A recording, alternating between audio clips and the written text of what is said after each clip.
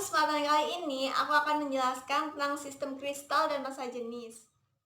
Sebelum lebih lanjut pada sistem kristal dan massa jenis, alangkah baiknya kita harus lebih tahu dulu dong apa itu kristal. Berdasarkan struktur atom penyusunnya, sebenarnya padatan itu dibagi menjadi dua. Yang pertama adalah kristal, dan yang kedua adalah amorf. Kristal sendiri merupakan suatu padatan yang tersusun dari atom-atom, ion-ion, atau molekul-molekul zat padat yang tersusun secara berulang dengan jarak teratur. Berbeda dengan amorf. Amorf itu atom-atom, ion-ion, atau molekul-molekulnya tersusun secara acak atau tidak teratur. Ini merupakan contoh susunan dari kristal dan amorf. Bisa dilihat bahwa susunan dari kristal dia mempunyai jarak yang teratur, sedangkan amorf jaraknya tidak teratur. Dia memiliki rongga-rongga di antara molekul-molekulnya. Lanjut ke sistem kristal. Sistem kristal itu dapat dibagi menjadi 7 sistem kristal. Yang pertama adalah sistem kristal kubus. Sistem kristal kubus ini memiliki panjang rusuk yang sama serta sudut sebesar 90 derajat. Pada sistem ini dapat dibagi menjadi 3 bentuk, yaitu kubus sederhana, body center kubik, serta face center kubik. Pada bentuk kubus sederhana, masing-masing terdapat satu atom pada semua sudut atau pojok kubus. Pada kubus body center kubik, masing-masing terdapat satu atom pada semua pojok kubus dan terdapat satu atom pada pusat kubus yang ditunjukkan dengan atom warna biru. Pada kubus face center kubik, selain terdapat masing-masing satu atom pada semua pojok kubus, juga terdapat atom pada diagonal dari masing-masing sisi kubus yang ditunjukkan dengan atom warna merah. Kedua, ada sistem kristal tetragonal. Pada sistem kristal ini, dua panjang rusuknya memiliki panjang yang sama, serta semua sudutnya memiliki besar yang sama, yaitu 90 derajat. Pada bentuk tetragonal sederhana, mirip dengan kubus sederhana, di mana masing-masing terdapat satu atom pada semua sudut tetragonalnya. Sedangkan pada tetragonal berpusat badan, mirip pula dengan kubus berpusat badan, yaitu memiliki satu atom pada pusat tetragonalnya, dan atom lainnya berada di sudut tetragonal tersebut. Ketiga, ada sistem kristal ortorombik. Pada sistem kristal ini, semua panjang rusuknya berbeda, namun semua besar sudutnya sama, yaitu 90 derajat.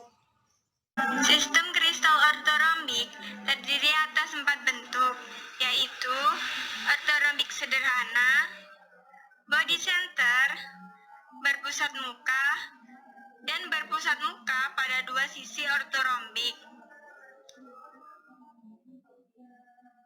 Keempat, ada sistem kristal monoklin. Pada sistem kristal ini, semua panjang rusuknya berbeda, serta dia memiliki dua sudut yang besarnya 90 derajat dan satu sudut yang besarnya tidak sama dengan 90 derajat. Sistem kristal monoklin terdiri atas dua bentuk, yaitu monoklin sederhana dan berpusat muka pada dua sisi monoklin yang ditunjukkan dengan atom dengan warna hijau. Kelima, ada sistem kristal triklin. Pada sistem kristal ini, semua panjang rusuk dan sudutnya berbeda-beda. Berikut adalah gambar sistem kristal triklin. 6. Ada sistem kristal trigonal. Pada sistem kristal ini, panjang rusuknya memiliki ukuran yang sama, sedangkan sudut-sudutnya adalah alfa sama dengan beta adalah 90 derajat dan gamma adalah 120 derajat.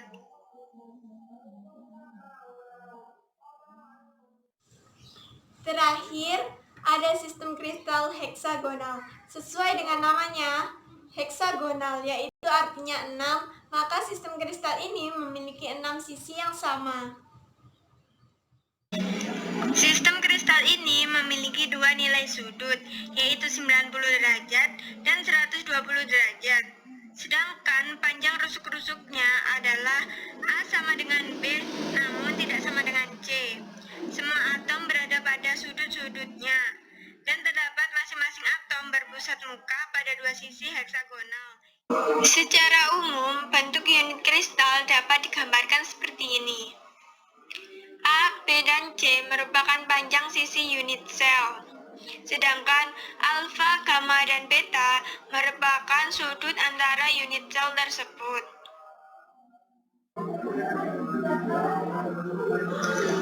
Bentuk persamaan umum yang digunakan untuk menghitung sebuah unit sel adalah A, B, C dikalikan dengan 1 ditambah 2 cos alfa cos gamma dikurangi cos kuadrat alfa dikurangi cos kuadrat beta dikurangi cos kuadrat gamma dipangkatkan 12.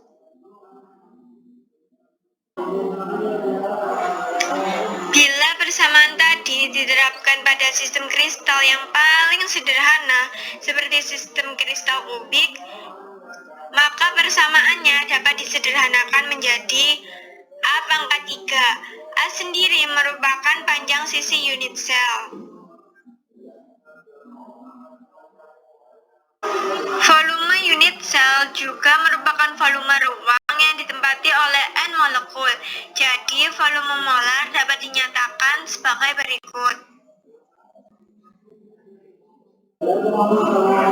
Dan jika diketahui massa 1 mol adalah massa molekul zat, maka didapatkan persamaan seperti ini. Dengan menggunakan persamaan ini, dapat diduga massa jenis suatu kristal tersebut diketahui. Massa jenis kristal yang dihitung dengan cara ini biasanya sedikit lebih besar daripada massa jenis hasil pengukuran. Hal ini disebabkan kenyataannya bentuk struktur kristal yang tidak sempurna. Dalam dunia farmasi, efektivitas obat dapat dipengaruhi oleh bentuk kristal dan zat aktifnya loh. Salah satu contohnya yaitu banyak obat yang terdapat dalam bentuk kristal padat karena stabilitas dan kemudahan selama tahap pengembangan obat tersebut. Oke, aku rasa cukup untuk kali ini. Sampai jumpa lain kali. Wassalamualaikum warahmatullahi wabarakatuh.